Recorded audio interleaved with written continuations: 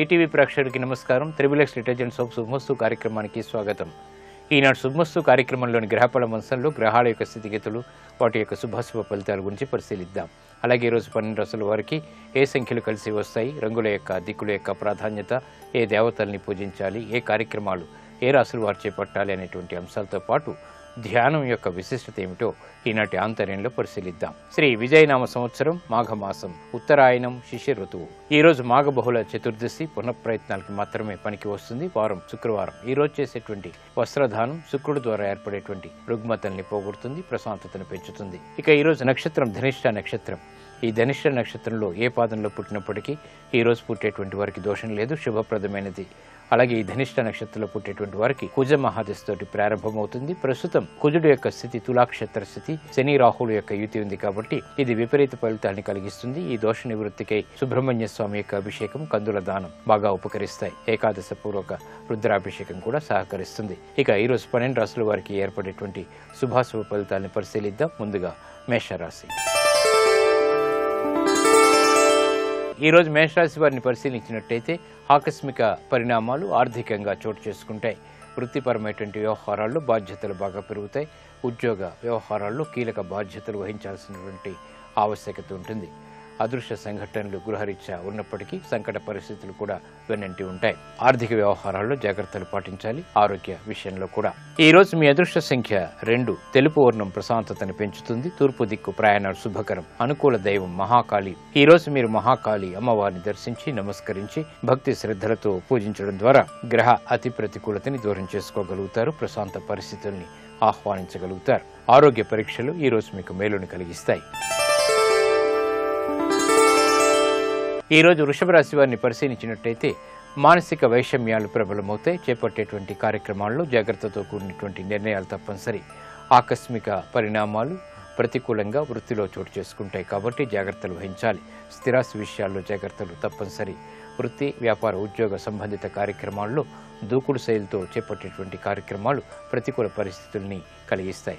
ఈ రోజు మీ అదృష్ట సంఖ్య 6. ఎరుపు వర్ణం ధైర్యాన్ని కలిగిస్తుంది. తూర్పు దిక్కు ప్రయాణాలు శుభకరం. అనుకూల దైవం లక్ష్మీ నరసింహస్వామి. ఈ రోజు మీరు లక్ష్మీ నరసింహస్వామిని దర్శించి నమస్కరించి భక్తి శ్రద్ధలతో పూజించడం ద్వారా గ్రహ ప్రతికూలతని దూరం చేసుకోగలుగుతారు. ప్రశాంత పరిస్థితుల్ని ఆహ్వానించగలుగుతారు. కోర్టు సంబంధిత వ్యవహారాలు, ప్రక్రియలు, సంభాషణలు, లావాదేవీలు ఈ రోజు మీకు ఉపకరిస్తాయి.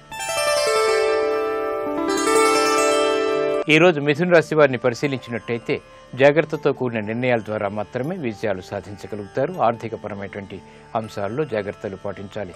వృత్తి, వ్యాపార, ఉద్యోగ సంబంధిత కార్యక్రమాల్లో ఏర్పడినటువంటి సంకట పరిస్థితుల్ని తొలగించుకునేటువంటి ప్రయత్నాలు ఊరట కలిగిస్తాయి.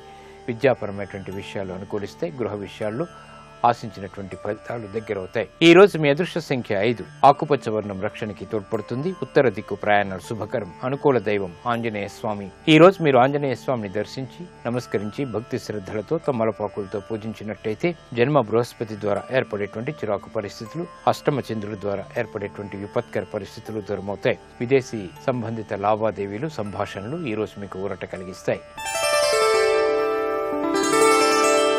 ఈ రోజు కర్కాటక రాశి వారిని పరిశీలించినట్టయితే రాజకీయపరమైనటువంటి ప్రతికూలత ప్రబలమవుతుంది. పితృ సంబంధిత వ్యవహారాల్లో ప్రతికూలత కొనసాగుతుంది. వృత్తి, వ్యాపార, ఉద్యోగ సంబంధిత కార్యక్రమాల్లో జాగ్రత్తతో కూడినటువంటి సంభాషణలు తప్పనిసరి.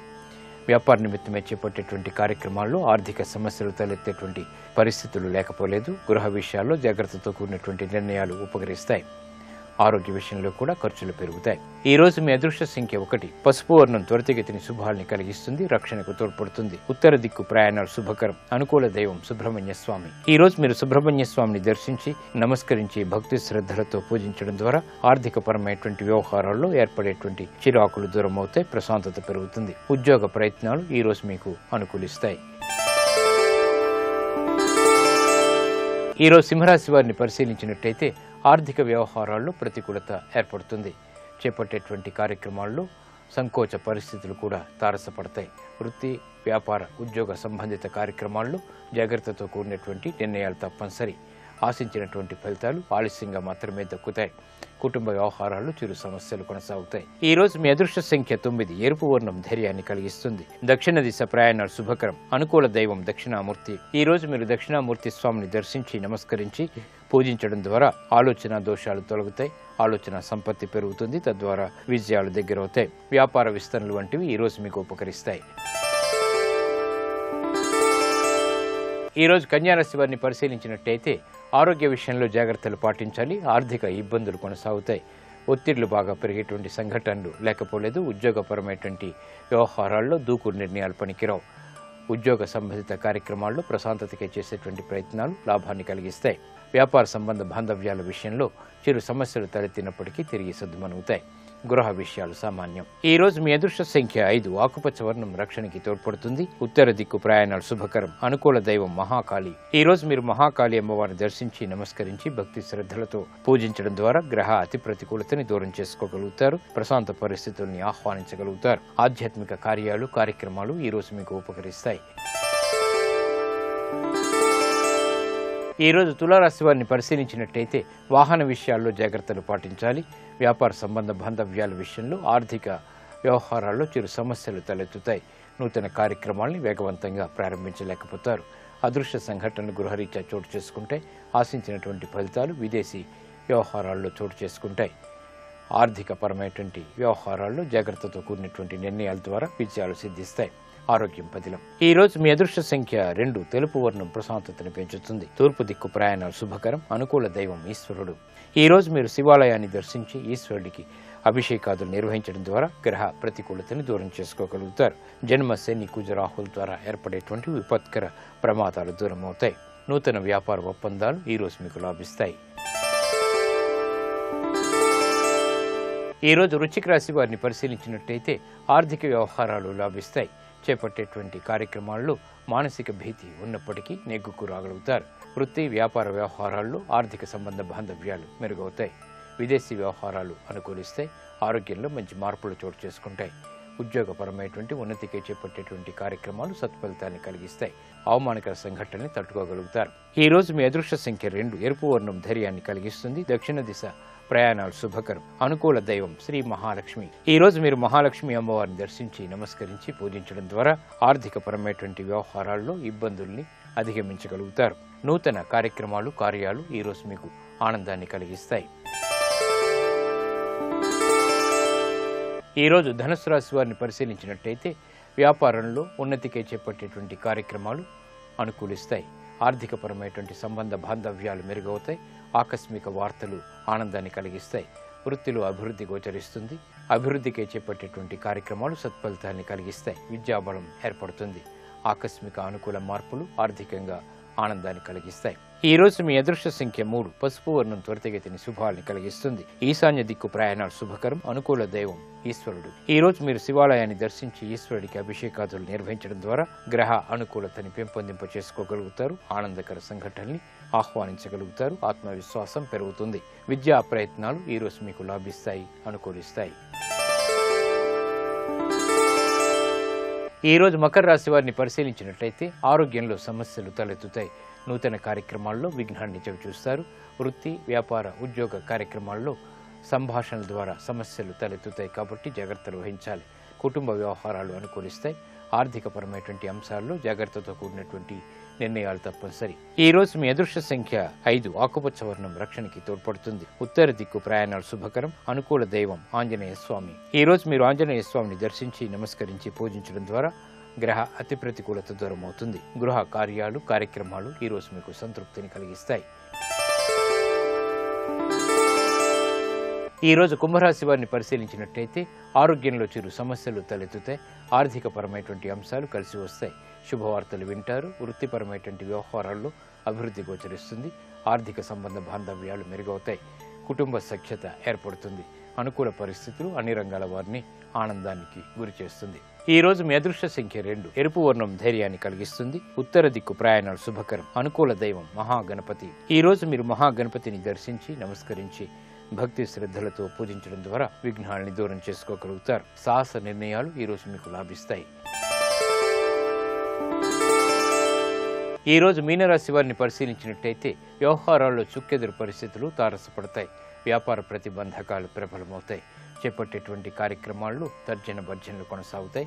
వ్యాపార నిమిత్తమై ఆర్థిక సంబంధ బాంధవ్యాల విషయంలో జాగ్రత్తతో కూడినటువంటి నిర్ణయాలు తప్పనిసరి. ప్రయాణాల విషయంలో కూడా జాగ్రత్తలు పాటించాలి. ఆరోగ్య సమస్యలు కొనసాగుతాయి. ఈ రోజు మీ అదృష్ట సంఖ్య 5. ఆకుపచ్చ వర్ణం రక్షణకి తోడ్పడుతుంది. ఉత్తర దిక్కు ప్రయాణాలు శుభకరం. అనుకూల దైవం ఈశ్వరుడు. ఈ రోజు మీరు శివాలయాన్ని దర్శించి ఈశ్వరుడికి అభిషేకాలు నిర్వహించడం ద్వారా గ్రహ అతి ప్రతికూలత దూరం అవుతుంది. ప్రమాదాలను నివారించుకోగలుగుతారు. ఆర్థిక లావాదేవీలు సంభాషణలు ఈ రోజు మీకు లాభిస్తాయి.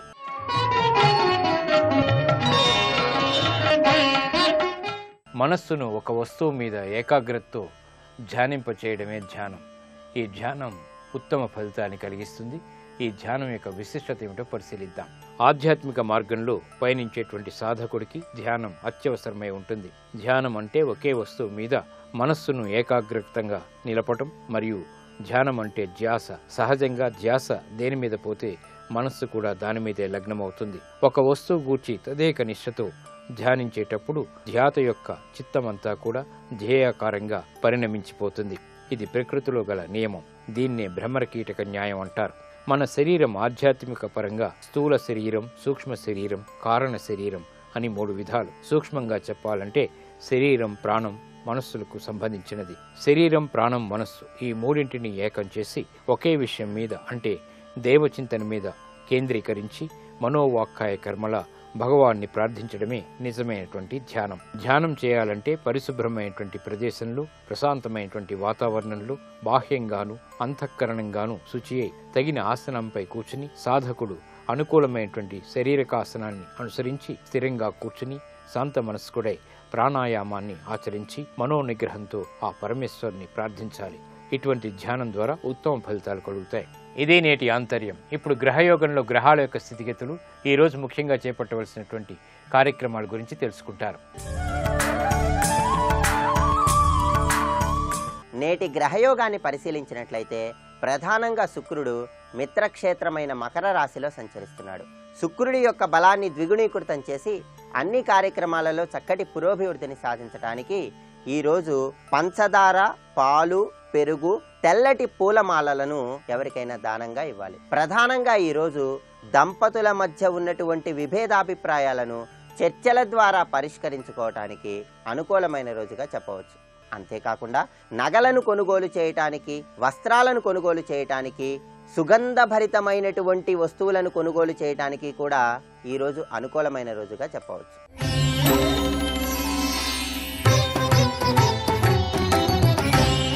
మీరు వివాహం కోసం ఎన్ని ప్రయత్నాలు చేస్తున్నా ఆ ప్రయత్నాలన్నింటిలో కూడా ఆటంకాలు ఏర్పడుతున్నటువంటి తరుణంలో దైవబలం రీత్యా ఏం చేయాలి?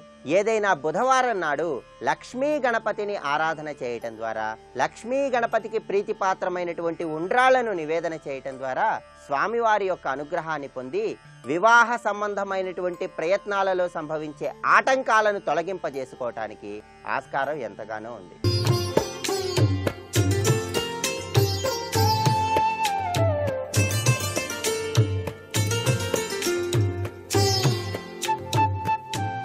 XXX డిటర్జెంట్ సోప్ శుభమస్తు కార్యక్రమంలో గృహబలం అంశానికి స్వాగతం. జీవన వృద్ధి కోసం ప్రతి ఒక్కరూ కూడాను వాస్తు సూచనల్ని పాటించక తప్పదు. ఒక కొత్త ఇల్లు కొనాలన్నా లేక కట్టాలన్నా దానికి సంబంధించినటువంటి వాస్తు పరిజ్ఞానం అనేటువంటిది ప్రతి ఒక్కరికి కూడా చాలా అవసరం. వాస్తు సిద్ధాంతం తెలిసినటువంటి వ్యక్తులను కలిసి వారి సూచనల మేరకు గృహ నిర్మాణం మీరు గనక చేసుకున్నట్లయితే జీవన సమృద్ధి చక్కగా సాగిపోతుంది. వాస్తు శాస్త్రం మానవ జీవితంలో ఒక చక్కటి యోగవంతమైనటువంటి ప్రభావాన్ని కలిగింపచేస్తూనే ఉంది. తమ వ్యాపారంలో ఎన్ని ప్రయత్నాలు చేసినప్పటికీ కూడా విజయం లభించడం లేదు అంటే కించిత్తు మీ వ్యాపార ప్రాంగణంలో వాస్తు దోషం ఉంటుంది అని మాత్రం గ్రహించక తప్పదు.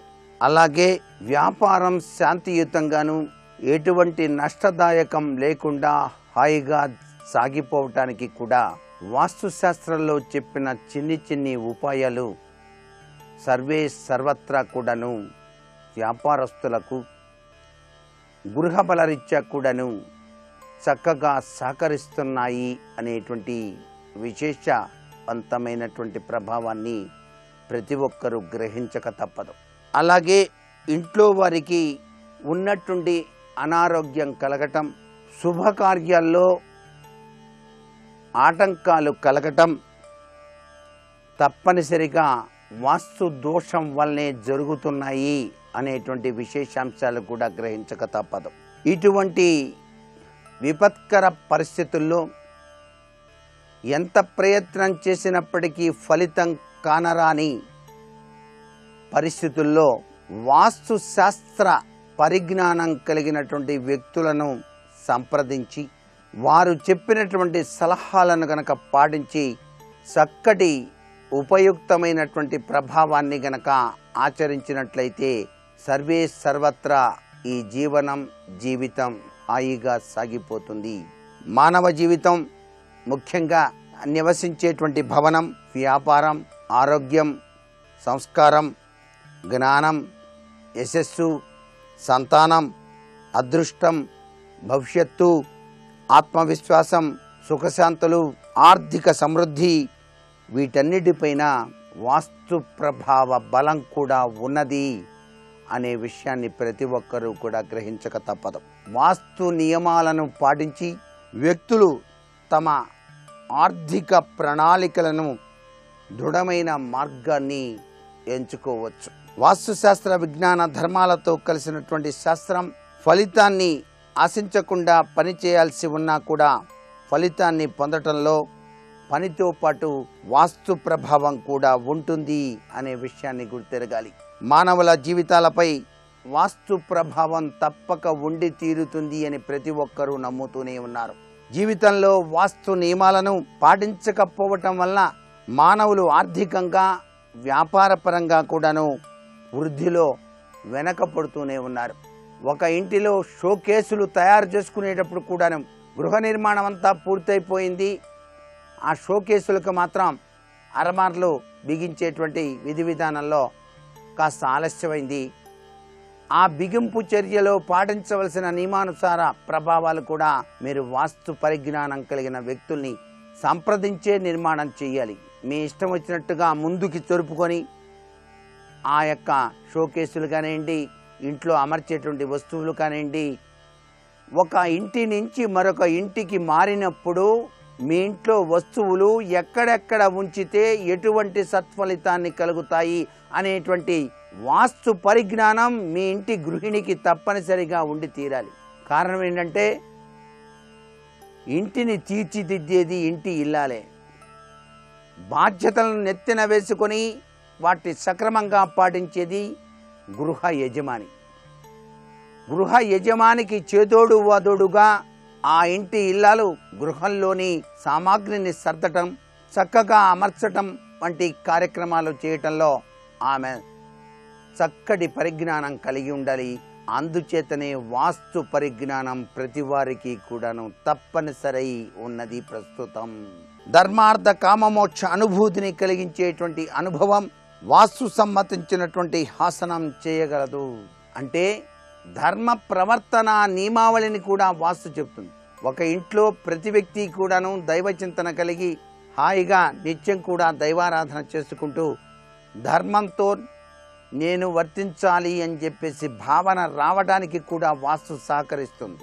ఆగ్నేయ వాయవ్య దోషాలు కలిగినప్పుడు ఆ ఇంట్లో ధర్మ ప్రవర్తనలో దోషాలు ఏర్పడతాయి. వారి హృదయాలలో విషబీజాలు పొడసూపుతాయి.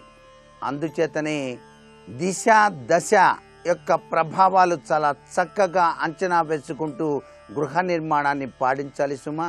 అలాగే ఒక అద్దె గృహంలోకి ప్రవేశించేటప్పుడు కూడా ఆ ఇంటిలో వాస్తు దోషం ఉన్నదా లేదా అని చెప్పేసి చూసుకొని వాస్తుశాస్త్రరీత్యా బాగానే ఉన్నది అన్నప్పుడే ఆ ఇంట్లోకి దిగినట్లయితే ఆ అద్దె ఇంట్లోనే సొంత గృహం కట్టుకునేటువంటి స్థాయికి ఎదిగిన వాళ్ళు కోకొల్లలుగా కనిపిస్తున్నారు నేటికి సమాజంలో. అంటే ఆ తపన, నాకంటూ గృహం కావాలి అనేటువంటి ఒక జిజ్ఞాస, దానికి తగ్గట్టుగా ఆర్థికాభివృద్ధి, దానికి తగ్గట్టుగా పొదుపు చేసుకోవడం, దానికి తగ్గట్టుగా ప్రణాళికలు నిర్మించుకోవడం, ఇవన్నీ కూడా ఆ అద్దె ఇంటి వాస్తు బాగా పనిచేయటం వల్లనే ఆ గృహంలో ఉండేటువంటి వారు మీ ఇంట్లోకి వచ్చిన వేళ విశేషం మాకు బాగుందండి, మేము గృహాన్ని కట్టుకున్నాం అనేటువంటి విషయాలు కూడా మనం అనేక రకాలుగా వింటూనే ఉన్నాం. ఇవన్నీ వాస్తు ప్రభావం కాదా? ఒక్కసారి ఆలోచించండి. మరి అద్దెకిచ్చిన వాళ్ళు బ్రహ్మాండంగా ఉన్నారండి, మేము మాత్రం ఇలాగే ఉన్నాం, ఏటో అర్థం కావటం లేదంటారు ఒక్కొక్కళ్ళు. అంటే ఆ అద్దెకి ఇచ్చేటువంటి విషయంలో కూడాను వాస్తుశాస్త్రం చాలా అవసరం. ఎటువైపు అద్దెకిస్తే ఏమిటి సుఖం, ఎటువైపు అద్దెకి ఇవ్వకూడదు అనేటువంటి విషయాన్ని కూడా వాస్తుశాస్త్రం తెలియజేస్తోంది. నేటి వాస్తు సందేహాన్ని గనక పరిశీలన చేసినట్లయితే అన్నీ ఉన్నప్పటికీ ఏదో తెలియని ఆవేదన మనసును పట్టి పీడిస్తూ ఉన్నది, తెలియని భయం ఆవరించి ఉన్నది. వీటన్నిటినీ పోగొట్టుకోవడానికి వాస్తుశాస్త్రరీత్యా ఏదైనా ఉపాయం ఉన్నదా అన్నది ప్రశ్న. మనిషి జీవితంలో భయం అనేటువంటిది పరమశత్రువు. అన్నీ ఉండి కూడా ఏదీ లేనట్టుగా మనస్సు గనక పరిభ్రమిస్తూ ఉన్నప్పుడు ఏదో దుష్టశక్తి మిమ్మల్ని ఆవహించి ఉన్నట్టుగా భావించాలి. అంటే కంటికి కనపడనటువంటి దుష్టశక్తులు ఉంటాయి. వీటి నుంచి మీ మనస్సును పరిరక్షించుకోవడానికి శుక్రవారం నాడు మీకు దగ్గరలో ఉన్నటువంటి దేవాలయానికి వెళ్ళి అక్కడ చక్కగా మీకు వలసినటువంటి సేవ చేయాలి. ఆ దేవాలయానికి అంటే చక్కగా చిమ్మి ముగ్గులు పెట్టడం కానీ, పరిశుభ్రం చేయటం కానీ, మంగళ తోరణాలు కట్టడం కానీ, రంగులు వేయటం కానీ ఇత్యాది కార్యక్రమాలు గనక చేసినట్లయితే మీ మనస్సుకు ఉన్నటువంటి ఆవేదన తొలగిపోయి ఆనందకరమైన జీవితాన్ని సాగించడానికి ఆస్కారం ఎంతగానో ఉంటుంది. మరికొన్ని ముఖ్య విషయాలు రేపటి శుభమస్తు కార్యక్రమంలో తెలుసుకుందామా? మరి సర్వే జనా సుఖినో భవంతు.